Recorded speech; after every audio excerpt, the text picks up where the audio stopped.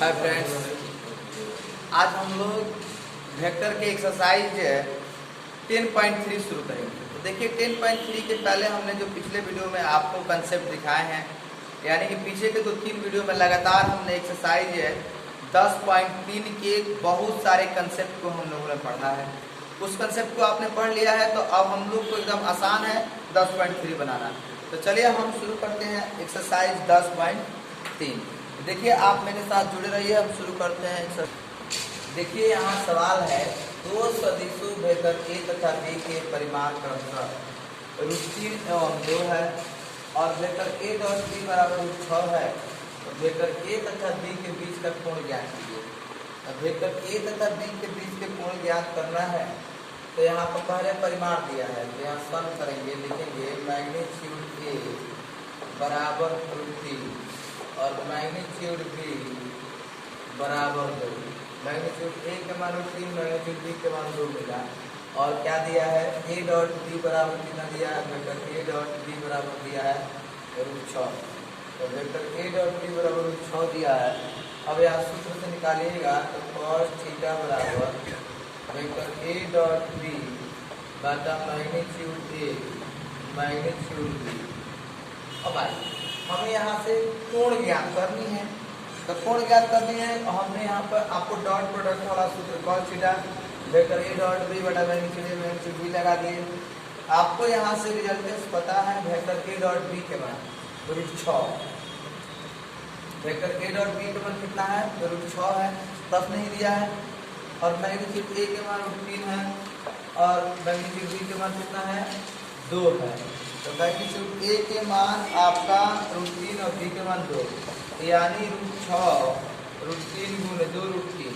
अब आप इस चीज को लिख सकते हैं ऐसे, √3 गुने √2 बटा 2 √3। देखिए 3 से √3 पड़ गया, √3 से √3 पड़ गया। √6 को आसानी से हम √3 गुने √2 लिख सकते हैं। अब इसके बाद अगर यहाँ लिखेंगे तो cos थीटा बराबर √2। और देखिए 2 को √2 गुने √2 लिख सकते हैं, क्योंकि √2 गुने √2 लिखेंगे तो √2 में √2 से गुना कीजिएगा तो 2 गुने कितना होगा, 4, और 4 के बराबर कितना हो जाएगा, 2। एक पड़ गया तो cos थीटा बराबर आ गया 1/√2। देखिए जब थीटा निकालेंगे तो आ जाएगा cos इनवर्स 1/√2। तो अब इसको हम लोग लिखेंगे तो थीटा बराबर cos इनवर्स 1/√2, इसका मान हो जाएगा कितना, π/4, यानी कोण के मान क्या मिलेगा हमको, π/4। तो इस तरह से हम ऐसे सवाल को कैलकुलेट कर लेते हैं, आसानी से सॉल्व कर लेते हैं। जैसे ही हमें वैल्यू मिला, हम इस वैल्यू को पुट करेंगे सूत्र पे और रिजल्ट बहुत आसानी से मिल जाएगा। इस तरह से बहुत सारे सवाल आप इस टाइम में जरूर आप इस सवाल को सॉल्व करेंगे। तो पहले आप इस सवाल को अपने कॉपी में लिख कीजिए, फिर हम आगे बढ़ते हैं। देखिए क्वेश्चन है, सदिशों i cap minus 2j cap plus 3k cap तथा 3i cap minus 2j cap plus k cap minus 2j cap plus k cap के बीच का कोण ज्ञात करना है। तो सबसे पहले तो हमें सदिश दिया है, तो इस सदिश को हम मान लेंगे। माना कि लेट ए वेक्टर ए बराबर i cap minus 2j cap plus 3k cap, vector B बराबर 3i cap minus 2j cap plus k cap. तो वेक्टर ए और वेक्टर बी के मान हमें मिल गया। अब जब वेक्टर ए और वेक्टर बी के मान मिला तो एक बार हम वेक्टर ए डॉट बी के मान निकालेंगे। देखिए वेक्टर ए डॉट बी के मान, वेक्टर ए डॉट बी के मान हम गुना करेंगे तो i cap minus 2j cap plus 3k cap dot 3i cap minus 2j cap plus k cap हो गया। गुना करेंगे, एक में 3 से गुना, और i cap dot i cap, बाबू याद करो तो हमने तुमको पढ़ाया है i cap dot i cap के मान कितना होता है, तो i cap dot i cap के मान 1 और i cap dot j cap के मान कितना होता है, 0।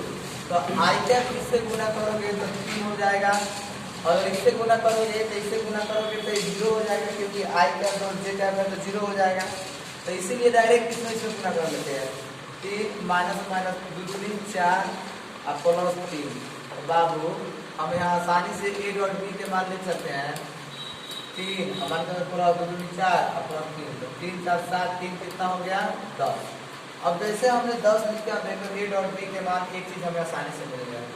अब हमें यहाँ मैग्नीट्यूड ए के मान निकालेंगे, तो मैग्नीट्यूड ए के मान निकालेंगे तो यहाँ पर वेक्टर ए के मान दिया है i cap minus 2j cap plus 3 k cap. देखिए जैसे ही मैग्नीट्यूड निकालेंगे आप याद कीजिए, आपको हमने थ्योरी में पढ़ाया है, इस वैल्यू का रूट ओवर करेंगे, यहाँ आ जाएगा 1 2 के पावर 2 4 और 3 के पावर 2 9 9 4 13 कितना हो जाएगा 14। ठीक इसी प्रकार हम लोग वेक्टर बी का भी मैग्नीट्यूड निकालेंगे, तो वेक्टर बी के मान है 3i cap minus 2j cap plus k cap, और इसका भी मैग्नीट्यूड निकालेंगे। तो मैग्नीट्यूड निकालते समय इसका वैल्यू हो जाएगा आपका रूट ओवर। तो रूट ओवर जब हो जाएगा तो हम यहाँ पर लिखेंगे 9 प्लस 4 प्लस 1, ये कितना हो जाएगा अंडर रूट 14। अब बोला है कि कोण ज्ञात कीजिए। बिल्कुल सिंपल बात है, कोण ज्ञात करने के हम लोग सूत्र भी पढ़े हैं, तो आसानी से यहाँ पर सूत्र लिखेंगे cos थीटा बराबर वेक्टर ए डॉट बी बटा मैग्नीट्यूड ए मैग्नीट्यूड बी। अब बाबू वेक्टर ए डॉट बी के मान देखिए आपको 10 मिला है, अब मैग्नीट्यूड वेक्टर ए डॉट बी तो under root 14 into under root 14, under root 14 और 14, तो इससे गुना करोगे तो 10 बटा कितना होगा 14, गुना करोगे तो हो जाएगा 5 बटा 7।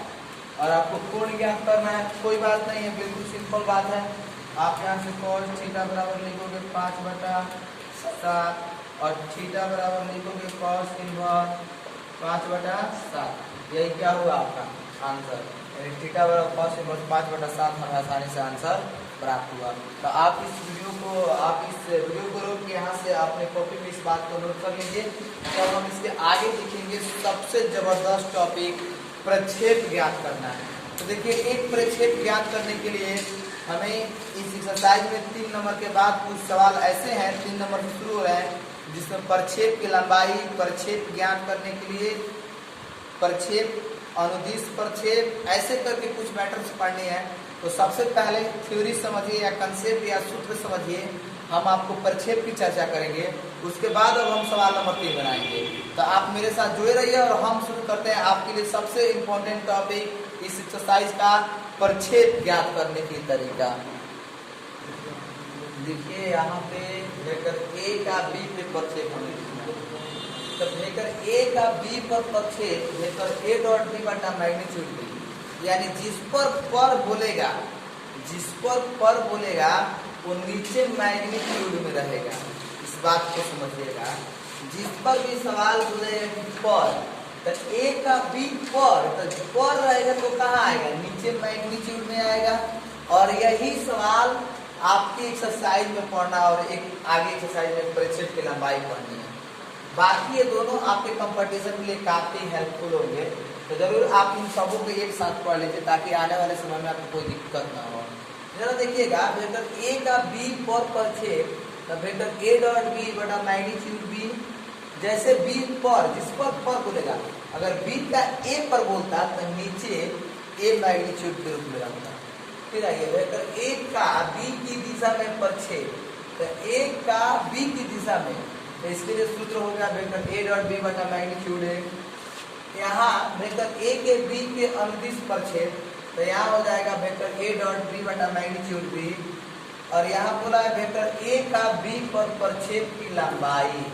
देखिए ए का बी पर जैसे ही प्रक्षेप की लंबाई की बात आई, तो प्रक्षेप की लंबाई के लिए हमने क्या किया है, वेक्टर ए डॉट बी बटा मैग्नीट्यूड, वेक्टर ए डॉट बी बटा बी, अब टोटल की क्या किया हमने, मैग्नीट्यूड कर लिया। यानी इस तरह से हमें क्या निकला, वेक्टर ए का बी पर प्रक्षेप की लंबाई। तो अब हम सवाल नंबर 3 लिखेंगे और इसको सॉल्व करेंगे। देखिए सवाल है सदिश आई कैप प्लस जे कैप का सदिश आई कैप माइनस जे कैप का प्रक्षेप ज्ञात कीजिए। तो प्रक्षेप ज्ञात करना है, पर जिस पर रहेगा वो कहाँ रहेगा, नीचे मैग्नीट्यूड में। तो सबसे पहले हम काम करते हैं, अगर हम लेते हैं इसको, तो यहाँ पर देखिए सदिश ले वेक्टर ए बराबर हम मान लेते हैं आई कैप माइनस जे कैप, तथा वेक्टर बी बराबर आई कैप प्लस जे कैप। और देखिए वेक्टर ए का यहाँ से अगर देखिएगा तो इसका वेक्टर ए के मान है i cap minus j cap, ए का वेक्टर बी पर यानी वेक्टर ए का बी पर प्रक्षेप। आप जरा सा कंसेप्ट को समझने का प्रयास करेंगे। ए का बी पर प्रक्षेप, तो बी पर आई कैप प्लस जे कैप का क्या माने हैं बी, तो बी पर आई कैप माइनस जे कैप का क्या माने हैं ए का बी पर प्रक्षेप, ए का बी पर प्रक्षेप ए डॉट बी बटा मैग्नीट्यूड बी, और जिस पर बोलेगा वही कहाँ हो जाएगा नीचे। तो देखिए यहाँ पर किस पर बोला है बी पर, तो सूत्र से अप्लाई करेंगे तो पहले ए डॉट बी निकाल लेते हैं। ए डॉट बी तो i cap dot minus j, i cap minus j cap dot i cap plus j cap बराबर 1 माइनस 1 इक्वल टू 0। देखिए अभी हमने क्या प्राप्त किया आपको ए डॉट, अब यहाँ पर हमें बी का मैग्नीट्यूड, क्योंकि पर इसी पर है तो नीचे लाएंगे तो सूत्र मैग्नीट्यूड का लगेगा, तो 1 के स्क्वायर प्लस 1 बराबर अंडर रूट कितना 2, अंडर रूट 2 मिल गया। अब यहाँ से आसानी से हम सूत्र यूज करेंगे, तो सूत्र क्या यूज करेंगे जरा सा आप समझिएगा। यहाँ सूत्र यूज करेंगे हम ए का बी पे प्रक्षेप, तो प्रक्षेप बराबर ए डॉट बी बटा मैग्नीट्यूड बी, या लैंग्वेज में लिख सकते हैं कि वेक्टर ए का वेक्टर बी पर प्रक्षेप, तो वेक्टर ए डॉट बी बटा मैग्नीट्यूड बी। आइए ए डॉट बी के मान क्या मिला है 0। अब बाबू मैग्नीट्यूड बी के मान क्या मिला है √2, तो यानी 0 बटा √2 तक कितना मिलेगा 0। तो याद रखना दोस्त, ये जो टॉपिक है ये आपके एग्जाम्पल के, ये आपके मतलब ऑब्जेक्टिव क्वेश्चन में बार बार पूछे जाते हैं, और बार बार बच्चे इसमें कंफ्यूज कर जाते हैं, क्योंकि यहाँ पर ध्यान रखना है कि मैग्नीट्यूड बी में मैग्नीट्यूड बटा के नीचे मैग्नीट्यूड में वही मान आएगा जिस पर क्या लगा हो पर लगा हो। जैसे यहाँ पर देखिए ए का बी पर, तो बी पर तो नीचे बाटा में क्या आया मैग्नीट्यूड बी, ठीक उस प्रकार से आपको याद रखना है। यहाँ भी हमने पर लिखा है तो पर मतलब कहाँ आ जाएगा नीचे, और सब ये इसके और आंसर आ गया। इसी तरह से आपके ऑब्जेक्टिव सवाल भी प्रत्येक साल एग्जाम में से पूछे जाते हैं, और इस साल भी आएंगे, इसलिए आप जरूर इस सवाल को पूरा बढ़िया से पढ़ लीजिएगा और तीनों चारों टॉपिक को याद कर लीजिएगा। अब इसके आगे हम सवाल नंबर 4 देखते हैं। देखिए सवाल है सदिश आई कैप प्लस 3 जे कैप प्लस 7 कैप का सदिश 7 आई cap minus j cap plus 8 जे कैप का प्रक्षेप। देखिए पर प्रक्षेप, तो पर प्रक्षेप की बात जो ही आई हम लोग इस बात को समझ जाएंगे कि पर बोला, तो पर बोला तो जिस पर रहेगा वो बाटा के नीचे आगे मैग्नीट्यूड मिल जाएगा। तो ठीक उसी प्रकार हम लोग सॉल्व करेंगे। जैसे अगर हम इसको मान लें कि वेक्टर ए, देखिए तो वेक्टर ए बराबर हम लिख सकते हैं लेट वेक्टर ए बराबर आई कैप प्लस 3 जे कैप प्लस 7 के कैप, ठीक है।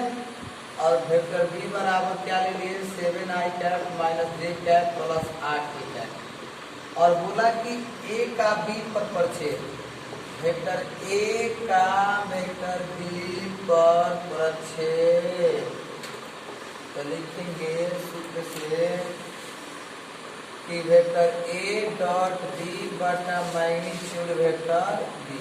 अब हम यहाँ से रिजल्ट निकालने ए डॉट बी, तो ए डॉट बी के मान 7 एकम 7 माइनस 3 एकम 3 प्लस 8 7 56, और मैग्नीट्यूड बी, तो बी के मान क्या लेंगे तो 49 और क्या आ जाएगा 64। अब आइए यहाँ से 7 में से 3 जाएगा, क्या बचेगा 4, तो 4 बचेगा, और ये हो गया 8 से 56 4 कितना हो गया 60, और इसको छोड़िएगा तो ये हो जाएगा आपका कितना 50 और 114। तो देखिए आपका यहाँ पे क्या मिला प्रक्षेप के मान 60 बटा अंडर रूट 114, यही क्या हुआ आंसर। यानी इस तरह से परिक्षेप के सवाल आपके ऑब्जेक्टिव प्रश्न में भी पूछे जाते हैं। तो आपको इस बात को ध्यान रखना होगा कि कैसे हम इस चीज़ को सॉल्व करेंगे। और इसके आगे हम लोग को इकाई मात्रक सदिश पढ़नी है, तो उसको हम देखेंगे इकाई मात्रक सदिश।